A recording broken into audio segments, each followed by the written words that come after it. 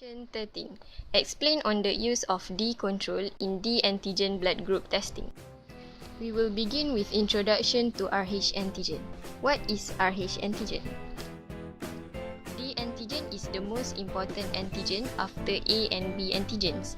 Anti-D antibodies are only seen if a patient lacking D antigen is exposed to D positive cells.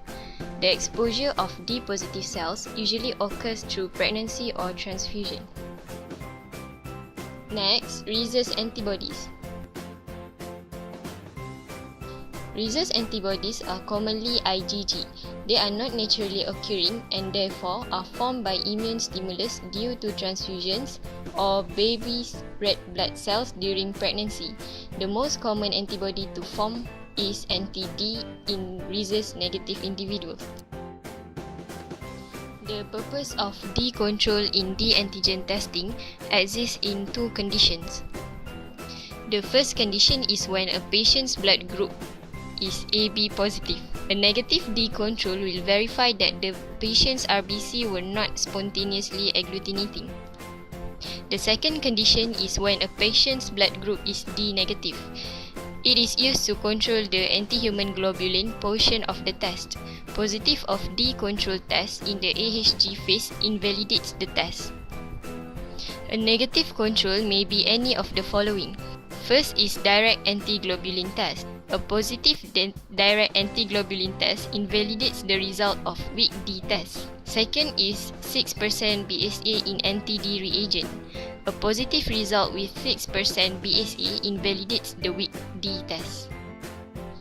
The third is monoclonal control in anti-D reagent. A positive test with these control reagents invalidates the weak D test. Next, negative test of AHG phase should be tested against IgG-coated RBCs in Coombs control cells. A negative result with Coombs control test invalidates the weak D test results. Purpose of D antigen testing. Identify the presence or absence of the D antigen on donor and recipient RBCs. That is, to avoid stimulation the production of anti-D in Rh negative individuals.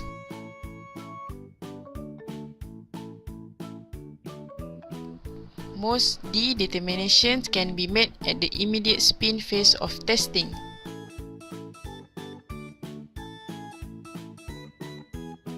Weak D can only be detected at the anti-globulin phase of testing.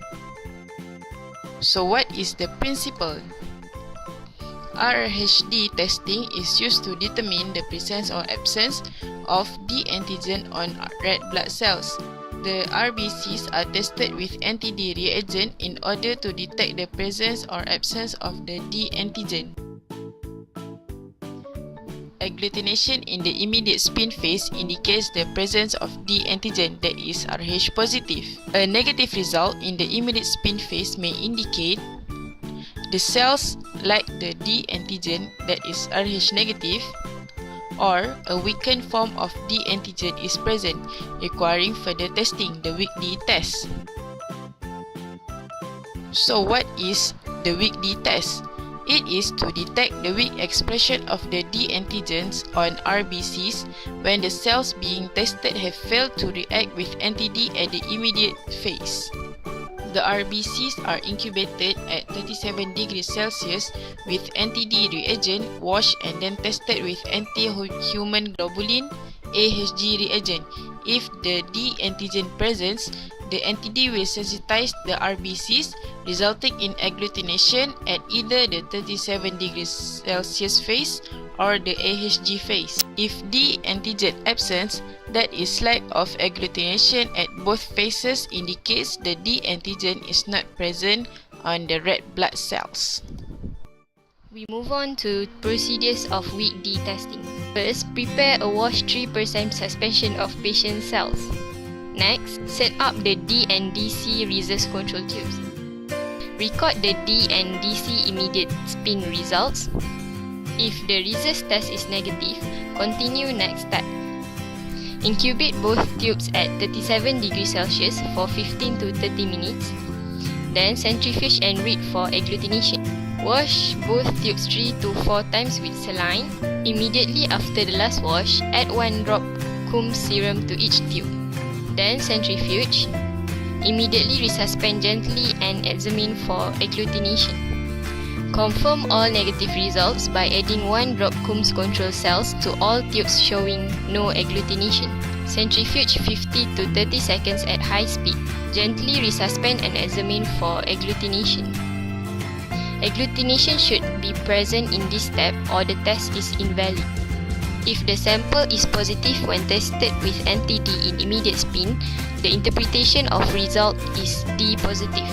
The second row shows a positive result when tested with anti-D in antiglobulin testing. This shows that the patient has weak D.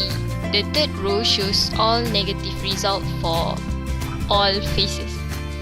This means that the patient has true D negative. Anytime the rhesus control is positive, as shown in the fourth row, you cannot interpret the results and you need to perform further testing to validate the result.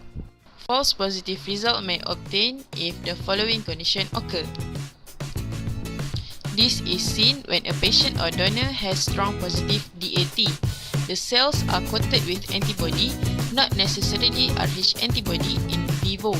Albumin is necessary in reagent anti-D to overcome the zeta potential, allowing cells coated with IgG anti-D to get close enough together to agglutinate. But cells coated in vivo with any IgG antibody will also agglutinate in albumin. These false positives are corrected by using form of anti-D that does not require albumin. It can also be caused by rouleau formation, which will look like agglutination macroscopically.